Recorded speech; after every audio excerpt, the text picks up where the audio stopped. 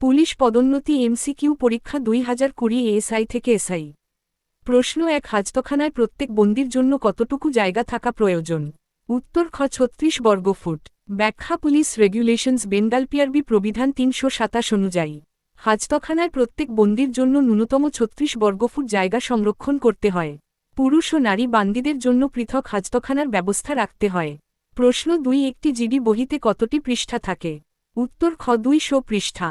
ব্যাখ্যা police regulations Bengal PRB প্রবিধান 377 অনুযায়ী প্রতিটি সাধারণ ডায়েরি বা জিডি বহিতে নম্বরযুক্ত 200টি পৃষ্ঠা থাকে। পুলিশ আইন 1861 এর ধারা 44 অনুযায়ী থানায় সাধারণ ডায়েরি সংরক্ষণ করতে হয়।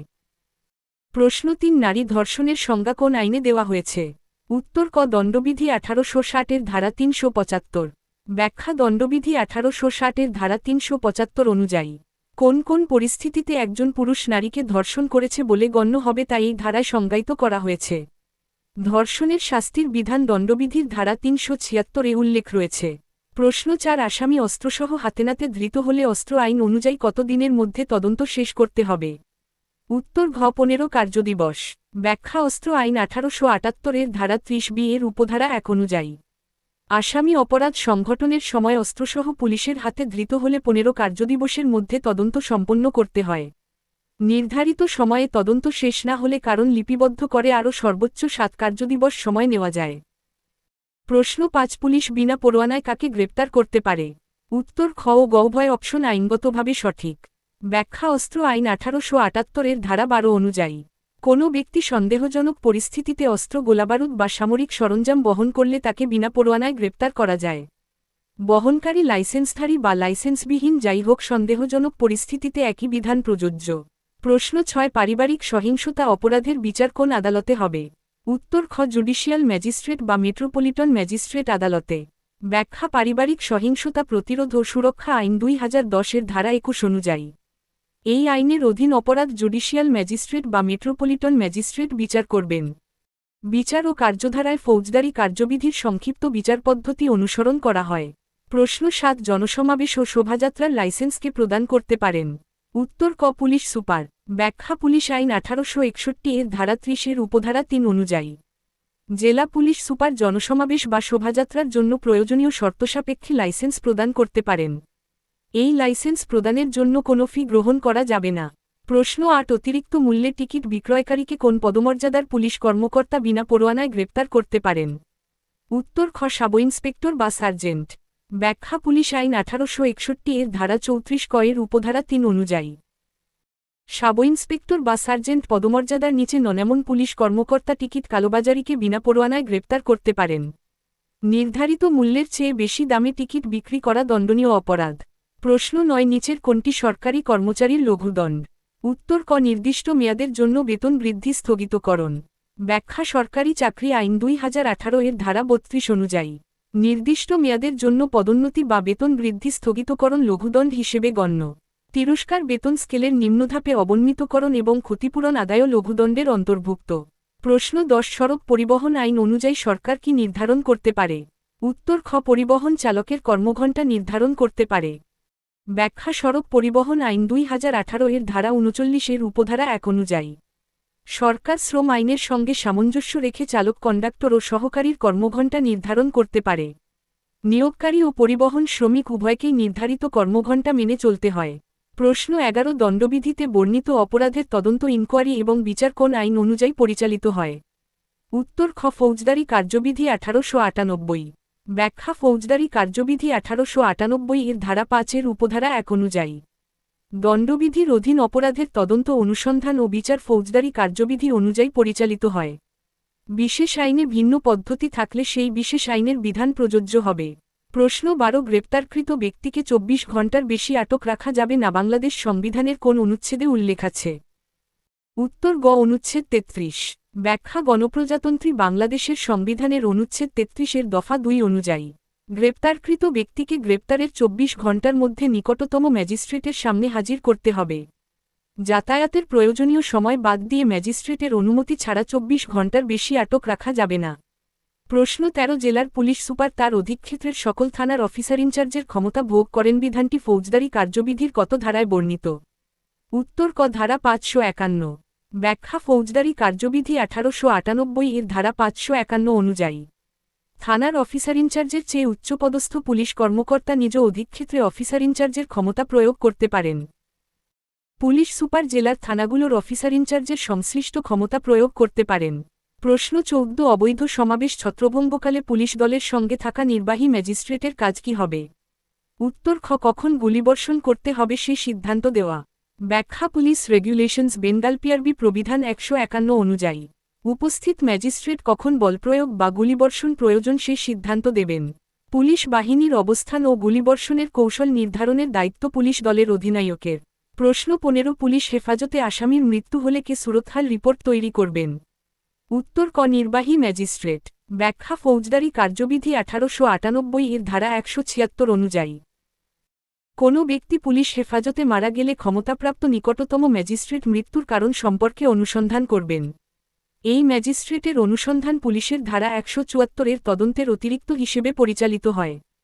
প্রশ্ন 16 ফৌজদারি কার্যবিধির ধারা 167 অনুসারে ম্যাজিস্ট্রেট কি পদক্ষেপ গ্রহণ করতে পারেন? উত্তর খ আসামিকে পুলিশ হেফাজতে দিতে পারেন। ব্যাখ্যা ফৌজদারি কার্যবিধি 1898 এর ধারা 167 অনুযায়ী ঘণ্টার মধ্যে তদন্ত শেষ করা সম্ভব না হলে ম্যাজিস্ট্রেট আসামিকে পুলিশ বা বিচারক হেফাজতে রাখার অনুমতি দিতে পারেন। একটি নির্দিষ্ট মামলায় পুলিশ হেফাজতের মোট মেয়াদ 15 দিনের বেশি অনুমোদন করা যায় না। প্রশ্ন 17 সিআর কেস কি? উত্তর খ কমপ্লেন্ট রেজিস্টার কেস। ব্যাখ্যা ফৌজদারি কার্যবিধি 1898 এর ধারা 190 এর উপধারা 1 এর দফা ক এবং ধারা 200 অনুযায়ী ম্যাজিস্ট্রেটের কাছে সরাসরি নালিশ বা অভিযোগ দায়েরের মাধ্যমে যে মামলা শুরু হয় তা সিআর কেস নামে পরিচিত। স্রের প্রচলিত পূর্ণরূপ কমপ্লেন্ট রেজিস্টার কেস। প্রশ্ন 18 মামলার সিডি কি? উত্তর ঘ তদন্তের বিভিন্ন তথ্য যে ডায়েরিতে লেখা থাকে। ব্যাখ্যা ফৌজদারি কার্যবিধি 1898 এর ধারা 172 অনুযায়ী তদন্তকারী পুলিশ কর্মকর্তা প্রতিদিনের তদন্ত কার্যক্রম কেস ডায়েরি বা সিডিতে লিপিবদ্ধ করেন। এতে তথ্য পাওয়ার সময় তদন্ত শুরু ও শেষের সময় পরিদর্শিত স্থান এবং তদন্তে উদ্ঘাটিত পরিস্থিতি লেখা হয়। প্রশ্ন 19 ফৌজদারি কার্যবিধির ধারা 161 এ রেকর্ডকৃত সাক্ষীর জবানবন্দিতে কে স্বাক্ষর করবেন? উত্তর ঘ তদন্তকারী কর্মকর্তা। ব্যাখ্যা ফৌজদারি কার্যবিধি 1898 এর ধারা 161 ও ধারা 162 অনুযায়ী তদন্তকারী কর্মকর্তা সাক্ষীর বক্তব্য লিখিতভাবে রেকর্ড করেন। সাক্ষী নিজে ধারা 161 এর জবানবন্দিতে স্বাক্ষর করবেন না। প্রশ্ন 20 নিচের কোনটি মাধ্যমিক সাক্ষ্যের অন্তর্ভুক্ত নয়? উত্তর ঘ মূল দলিল। ব্যাখ্যা সাক্ষ্য আইন 1872 এর ধারা 62 ও ধারা 63 অনুযায়ী মূল দলিল আদালতের পরিদর্শনের জন্য উপস্থাপন করা হলে তা প্রাথমিক সাক্ষ্য। প্রত্যয়িত নকল মূল দলিল থেকে প্রস্তুত প্রতিলিপি ও নির্দিষ্ট ক্ষেত্রে ফটোকপি মাধ্যমিক সাক্ষ্যের অন্তর্ভুক্ত। প্রশ্ন 21 সাক্ষ্য দেওয়ার অযোগ্য হল। উত্তর ক দৈহিক বা মানসিক রোগাক্রান্ত ব্যক্তি যিনি প্রশ্ন বুঝে স্বাভাবিক উত্তর দিতে পারেন না। ব্যাখ্যা সাক্ষ্য আইন 1872 এর ধারা 118 অনুযায়ী প্রশ্ন বুঝতে বা যুক্তিসঙ্গত উত্তর দিতে অক্ষম ব্যক্তিকে সাক্ষ্য দেওয়ার অযোগ্য বিবেচনা করা হবে। শুধু অল্প বয়স অতিবৃদ্ধ বয়স বা মানসিক অসুস্থতার কারণে কেউ অযোগ্য হন না। প্রশ্ন 22 একজন আসামির দোষ স্বীকারোক্তি কোন অবস্থায় অন্য আসামির বিরুদ্ধে প্রমাণ হিসেবে ব্যবহার করা যায়? উত্তর ক উভয়ের বিচার একই অপরাধে একত্রে হতে হবে। ব্যাখ্যা সাক্ষ্য আইন 1872 এর ধারা 30 অনুযায়ী একই অপরাধে একাধিক আসামির যৌথ বিচার হলে একজনের স্বীকারোক্তি অন্য আসামির বিরুদ্ধেও বিবেচনা করা যায়। আসামিদের যৌথ বিচার না হলে একজনের স্বীকারোক্তি অন্যজনের বিরুদ্ধে বিবেচনা করা যাবে না। প্রশ্ন 23 ইঙ্গিতবাহী প্রশ্ন কখন জিজ্ঞাসা করা যায়? উত্তর ক জেরার সময়। ব্যাখ্যা সাক্ষ্য আইন 1872 এর ধারা 143 অনুযায়ী সাক্ষীকে জেরা করার সময় ইঙ্গিতবাহী প্রশ্ন করা যায়। মূল জবানবন্দি ও পুনর্জবানবন্দির সময় আদালতের অনুমতি ছাড়া সাধারণত ইঙ্গিতবাহী প্রশ্ন করা যায় না। প্রশ্ন 24 বিচারক কার্যক্রমে চরিত্র কখন অপ্রাসঙ্গিক হবে? উত্তর গ দেওয়ানি মামলায় কথিত আচরণ প্রমাণের ক্ষেত্রে। ব্যাখ্যা সাক্ষ্য আইন 1872 এর ধারা 52 অনুযায়ী দেওয়ানি মামলায় কোনো ব্যক্তির চরিত্র দিয়ে তার ওপর আরোপিত আচরণের সম্ভাব্যতা প্রমাণ করা অপ্রাসঙ্গিক। অন্য কোনো প্রাসঙ্গিক ঘটনা থেকে চরিত্র প্রকাশ পেলে তা বিবেচিত হতে পারে। প্রশ্ন 25 প্রতারণার উদ্দেশ্যে এসআইয়ের পোশাক পরিধান দণ্ডবিধির কত ধারায় অপরাধ? উত্তর ক ধারা 171। ব্যাখ্যা দণ্ডবিধি 1860 এর ধারা 171 অনুযায়ী প্রতারণামূলক উদ্দেশ্যে সরকারি কর্মচারীর ব্যবহৃত পোশাক বা পরিচয়চিহ্ন ব্যবহার করা অপরাধ। অভিযুক্ত ব্যক্তি সংশ্লিষ্ট সরকারি কর্মচারী ননে কথা জানা থাকা সত্ত্বেও অন্যকে বিভ্রান্ত করার উদ্দেশ্য থাকতে হবে। প্রশ্ন ২৬ অস্ত্রসজ্জিত ৬ জন দুষ্কৃতকারী একটি বাড়িতে প্রবেশ করে সবাইকে জিম্মি করে স্বর্ণালংকার ও টাকা ব্যাগে ভরলেও পুলিশের সংবাদে কিছু না নিয়ে পালিয়ে গেলে তারা কি অপরাধ করেছে? উত্তর গ ডাকাতি।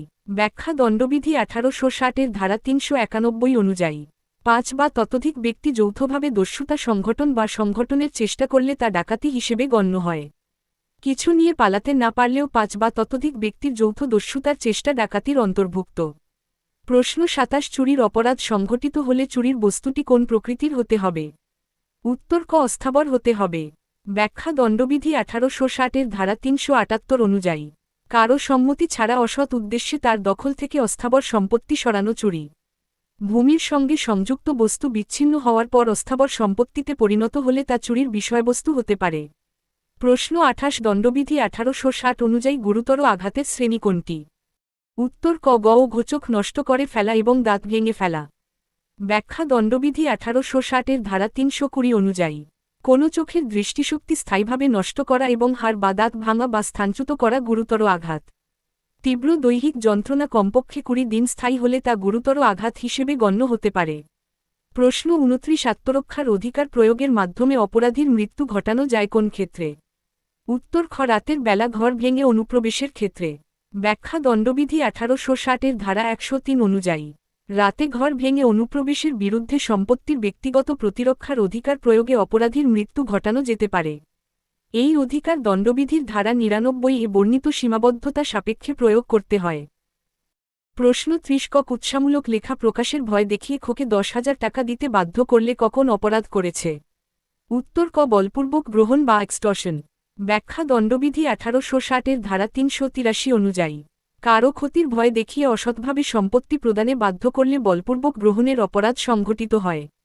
মানহানিকর লেখা প্রকাশের ভয় দেখিয়ে টাকা আদায় করা বলপূর্বক গ্রহণের অন্তর্ভুক্ত। প্রশ্ন ৩১ সড়ক পরিবহন আইন ২০১৮ অনুযায়ী নিম্নবর্ণিত কোনটি শাস্তিযোগ্য অপরাধ হিসেবে গণ্য হবে? উত্তর গ ক এবং খ উভয়। ব্যাখ্যা সড়ক পরিবহন আইন ২০১৮ এর ধারা ৪ ধারা ৩৪ এর উপধারা ৩ ধারা ৬৬ ও ধারা ৮০ অনুযায়ী ড্রাইভিং লাইসেন্স ছাড়া মোটরযান চালানো এবং গণপরিবহনের দৃশ্যমান স্থানে ভাড়ার চার্ট প্রদর্শন না করা উভয়ই শাস্তিযোগ্য অপরাধ। লাইসেন্সবিহীন গাড়ি চালানোর দণ্ড ধারা ৬৬ এবং ভাড়ার চার্ট প্রদর্শন না করার দণ্ড ধারা ৮০ নির্ধারিত। প্রশ্ন ৩২ নারী ও শিশু নির্যাতন দমন আইন ২০০০ এর কোন ধারায় আসামির অনুপস্থিতিতে বিচার করা হয়? উত্তর গ ধারা ২১। ব্যাখ্যা নারী ও শিশু নির্যাতন দমন আইন ২০০০ এর ধারা ২১ অনুযায়ী পলাতক বা আত্মগোপনকারী আসামিকে হাজির হওয়ার নোটিশ দিয়েও উপস্থিত করা না গেলে তার অনুপস্থিতিতে বিচার করা যায়। আসামির অনুপস্থিতিতে বিচার সংক্রান্ত বিধান সরাসরি ধারা ২১-এ উল্লেখ রয়েছে। প্রশ্ন ৩৩ ধর্ষণের ফলশ্রুতিতে জন্মলাভকারী শিশুর ভরণপোষণের ব্যয়কে বহন করবে? উত্তর ঘ রাষ্ট্র। ব্যাখ্যা নারী ও শিশু নির্যাতন দমন আইন ২০০০ এর ধারা ১৩ এর উপধারা ১ অনুযায়ী ধর্ষণের ফলে জন্মগ্রহণকারী শিশুর ভরণপোষণের ব্যয় রাষ্ট্র বহন করবে। সাধারণভাবে শিশুর ২১ বছর বয়স পূর্ণ হওয়া পর্যন্ত ভরণপোষণের ব্যয় প্রদান করা হবে। প্রশ্ন ৩৪ যৌতুক নিরোধ আইন ২০১৮ এর অধীন সংঘটিত অপরাধ কী ধরনের? উত্তর প্রদত্ত কোনো অপশন সম্পূর্ণ সঠিক নয়। অপরাধটি আমলযোগ্য, জামিন অযোগ্য এবং আপোষযোগ্য। ব্যাখ্যা যৌতুক নিরোধ আইন ২০১৮ এর ধারা ৭ অনুযায়ী এই আইনের অধীন সংঘটিত অপরাধ আমলযোগ্য, জামিন অযোগ্য এবং আপোষযোগ্য। কোনো অপশনে জামিনযোগ্য লেখা থাকলে সেটি আইন অনুযায়ী শুদ্ধ নয়। প্রশ্ন ৩৫ সংক্রামক রোগের তথ্য গোপন করা কোন ধারার অপরাধ? উত্তর গ ধারা ২৪। ব্যাখ্যা সংক্রামক রোগ প্রতিরোধ, নিয়ন্ত্রণ ও নির্মূল আইন ২০১৮ এর ধারা ২৪ অনুযায়ী সংক্রামক রোগে আক্রান্ত ব্যক্তি রোগের তথ্য গোপন করে অন্য ব্যক্তির সংক্রমণের কারণ হলে তা অপরাধ। এ অপরাধে অনধিক ৬ মাস কারাদণ্ড, অনধিক ১ লাখ টাকা অর্থদণ্ড বা উভয় দণ্ড হতে পারে। প্রশ্ন ৩৬ বিবাহে আবদ্ধ বা আবদ্ধ হতে ইচ্ছুক নারী বা পুরুষের বয়স প্রমাণের জন্য কোন সনদটি গ্রহণযোগ্য নয়? উত্তর গ ইউনিয়ন পরিষদ সার্টিফিকেট। ব্যাখ্যা বাল্যবিবাহ নিরোধ আইন ২০১৭ এর ধারা ১২ অনুযায়ী ইউনিয়ন পরিষদ কর্তৃক প্রদত্ত সাধারণ বয়স সংক্রান্ত সার্টিফিকেট বয়স প্রমাণের নির্ধারিত দলিল নয়। জন্মনিবন্ধন সনদ, জাতীয় পরিচয়পত্র, মাধ্যমিক স্কুল সার্টিফিকেট বা সমমানের সনদ এবং পাসপোর্ট বয়স প্রমাণের দলিল। প্রশ্ন ৩৭ মানি লন্ডারিং বলতে কি বোঝায়? উত্তর ঘ সবগুলো।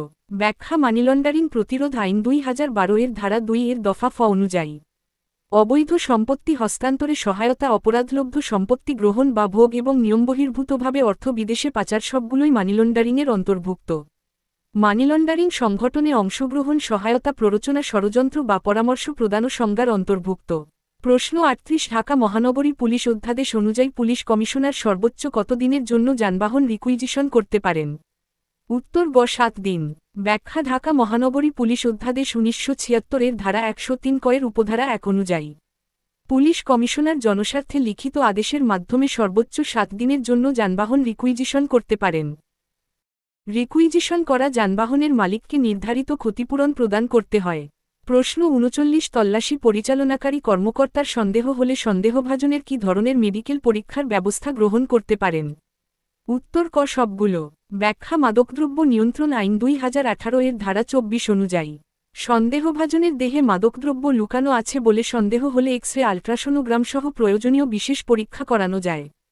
মাদকাসক্ত ব্যক্তি শনাক্ত করার প্রয়োজনে নির্ধারিত পদ্ধতিতে ডোপ টেস্টও করা যায়। প্রশ্ন ৪০ মাদকদ্রব্যের দোকান বা পানশালা সাময়িকভাবে বন্ধ ঘোষণা কে দিতে পারেন? উত্তর গ পুলিশ কমিশনার। ব্যাখ্যা মাদকদ্রব্য নিয়ন্ত্রণ আইন ২০১৮ এর ধারা ১৯ অনুযায়ী আইনশৃঙ্খলা রক্ষার প্রয়োজনে পুলিশ কমিশনার মাদকদ্রব্যের দোকান বা পানশালা অনধিক ৩০ দিনের জন্য সাময়িকভাবে বন্ধ ঘোষণা করতে পারেন। জেলা ম্যাজিস্ট্রেটেরও নিজ অধিক্ষেত্রে একই ক্ষমতা রয়েছে। প্রশ্ন ৪১ অপরাধমূলক ষড়যন্ত্রের ক্ষেত্রে সর্বনিম্ন কতজন সদস্য থাকতে হবে? উত্তর খ ২ জন। ব্যাখ্যা দণ্ডবিধি ১৮৬০ এর ধারা ১২০ ক অনুযায়ী ২ বা ততোধিক ব্যক্তি কোনো বেআইনি কাজ করার বিষয়ে সম্মত হলে অপরাধমূলক ষড়যন্ত্র সংঘটিত হতে পারে। ষড়যন্ত্রের শাস্তির বিধান দণ্ডবিধির ধারা ১২০ খতে উল্লেখ রয়েছে। প্রশ্ন ৪২ ডাক্তারের অবহেলায় নবজাতকের মৃত্যু হলে দণ্ডবিধির কোন ধারায় শাস্তিযোগ্য অপরাধ হবে? উত্তর ঘ ধারা ৩০৪ ক। ব্যাখ্যা দণ্ডবিধি ১৮৬০ এর ধারা ৩০৪ ক অনুযায়ী বেপরোয়া বা অবহেলাজনিত কাজের মাধ্যমে কারো মৃত্যু ঘটালো ধারা ৩০৪ ক এর অপরাধ সংঘটিত হয়। কাজটি অপরাধজনক নরহত্যার পর্যায়ে না গেলে এই ধারা প্রযোজ্য হবে। প্রশ্ন ৪৩ ক বিক্রয়কৃত জমি পুনরায় খের নিকট বিক্রি করল কখন অপরাধ করেছে? উত্তর খ প্রতারণার অপরাধ। ব্যাখ্যা দণ্ডবিধি ১৮৬০ এর ধারা ৪১৫ এর দৃষ্টান্ত ঝ অনুযায়ী পূর্বে বিক্রি করা জমিতে অধিকার নেই জেনেও সেই তথ্য গোপন করে পুনরায় বিক্রি করে অর্থ গ্রহণ করলে প্রতারণা সংঘটিত হয়। এটি অপরাধমূলক বিশ্বাসভঙ্গ নয়, সঠিক অপরাধ হল প্রতারণা। প্রশ্ন ৪৪ কে সুরতহাল প্রতিবেদন প্রস্তুত করতে পারেন? উত্তর গ কমপক্ষে এএসআই পদমর্যাদার ক্ষমতাপ্রাপ্ত পুলিশ কর্মকর্তা। ব্যাখ্যা ফৌজদারি কার্যবিধি ১৮৯৮ এর ধারা ১৭৪ এবং পিআরবি প্রবিধান ২৯৯ ও ৩০০ অনুযায়ী অফিসার ইনচার্জ অথবা সরকার কর্তৃক বিশেষভাবে ক্ষমতাপ্রাপ্ত পুলিশ কর্মকর্তা সুরতহাল তদন্ত ও প্রতিবেদন প্রস্তুত করতে পারেন। সাব ইন্সপেক্টর উপস্থিত না থাকলে এবং অপরাধের সন্দেহ না থাকলে ক্ষমতাপ্রাপ্ত এএসআই সুরতহাল করতে পারেন। প্রশ্ন ৪৫ নিচের কোনটি কেস ডায়েরির অংশ নয়? উত্তর গ সাক্ষ্য মেমো। ব্যাখ্যা পুলিশ রেগুলেশনস বেঙ্গল পিআরবি প্রবিধান ২৭৪ অনুযায়ী সাক্ষ্য মেমো বা মেমোর্যান্ডাম অফ এভিডেন্স আলাদাভাবে সংরক্ষণ করতে হয় এবং বিচারাধীন অবস্থায় তা কেস ডায়েরির অংশ নয়। সাক্ষ্য মেমো বিপি ফর্ম নম্বর ৪১ কতে প্রস্তুত করা হয়। প্রশ্ন ৪৬ অস্বাভাবিক মৃত্যুর তদন্তের কোন ক্ষেত্রে কেস ডায়েরি পেশ করতে হয়? উত্তর গ তদন্তের কাজ ১ দিনের বেশি স্থায়ী হলে। ব্যাখ্যা পুলিশ রেগুলেশনস বেঙ্গল পিআরবি প্রবিধান ২৯৯ অনুযায়ী অস্বাভাবিক বা সন্দেহজনক মৃত্যুর অনুসন্ধান ১ দিনের বেশি স্থায়ী হলে কেস ডায়েরি পেশ করতে হয়। আমলযোগ্য অপরাধের সন্দেহ দেখা দিলে অনুসন্ধানটি ফৌজদারি কার্যবিধির ধারা ১৫৭ এর তদন্তে পরিণত হয়। প্রশ্ন ৪৭ নিম্নবর্ণিত কোন ক্ষেত্রে কোনো অবস্থাতেই হাতকড়ার ব্যবহার করা যাবে না? উত্তর ঘ গ্রেপ্তারকৃত সাক্ষীর ক্ষেত্রে। ব্যাখ্যা পুলিশ রেগুলেশনস বেঙ্গল পিআরবি প্রবিধান ৩৩০ অনুযায়ী ফৌজদারি কার্যবিধির ধারা ১৭১ অনুযায়ী গ্রেপ্তারকৃত সাক্ষীকে কোনো অবস্থাতেই হাতকড়া পরানো যাবে না। নারী এবং সহজে নিরাপদ হেফাজতে রাখা যায় এমন দুর্বল ব্যক্তিকেও সাধারণত হাতকড়া পরানো যাবে না। প্রশ্ন ৪৮ থানার নগদ হিসাব বহিতে কোন ধরনের অর্থের হিসাব অন্তর্ভুক্ত করতে হবে? উত্তর ক ও ঘবিচার বিভাগীয় জরিমানা থেকে আদায়কৃত অর্থ এবং তদন্ত ব্যয় উভয়েই। ব্যাখ্যা পুলিশ রেগুলেশনস বেঙ্গল পিআরবি প্রবিধান ৪০৯ অনুযায়ী থানায় প্রাপ্ত বিচার বিভাগীয় জরিমানার অর্থসহ যে কোনো উৎস থেকে প্রাপ্ত অর্থ নগদ হিসাব বহিতে অন্তর্ভুক্ত করতে হয়। তদন্তের জন্য প্রাপ্ত ও ব্যয় করা অর্থ নগদ হিসাবের প্রাপ্তি ও বিতরণ অংশে লিপিবদ্ধ হবে। প্রশ্ন ৪৯ থানার হাজতখানার চাবি কার নিকট থাকবে? উত্তর ঘ প্রহরীর নিকট। ব্যাখ্যা পুলিশ রেগুলেশনস বেঙ্গল পিআরবি প্রবিধান ৩২৯ অনুযায়ী হাজতখানার চাবি দায়িত্ব পালনরত প্রহরী বা সেন্ট্রির কাছে থাকবে। অগ্নিকাণ্ডের মতো জরুরি অবস্থা ছাড়া দায়িত্বপ্রাপ্ত কর্মকর্তাকে না ডেকে প্রহরী হাজতখানা খুলতে পারবেন না। প্রশ্ন ৫০ মামলার চূড়ান্ত সাক্ষ্যপত্র সাধারণত কে তৈরি করে থাকেন? উত্তর ঘ কোর্ট ইন্সপেক্টর বা দায়িত্বপ্রাপ্ত কোর্ট অফিসার। ব্যাখ্যা পুলিশ রেগুলেশনস বেঙ্গল পিআরবি প্রবিধান ৪৪৫ অনুযায়ী মামলা চূড়ান্তভাবে নিষ্পত্তির পর দায়িত্বপ্রাপ্ত court officer BP form number ৮৮তে চূড়ান্ত সাক্ষ্যপত্র তৈরি করেন। চার্জশিটভুক্ত মামলার চূড়ান্ত সাক্ষ্যপত্র সার্কেল ইন্সপেক্টরের মাধ্যমে ঊর্ধ্বতন কর্তৃপক্ষের কাছে পাঠাতে হয়।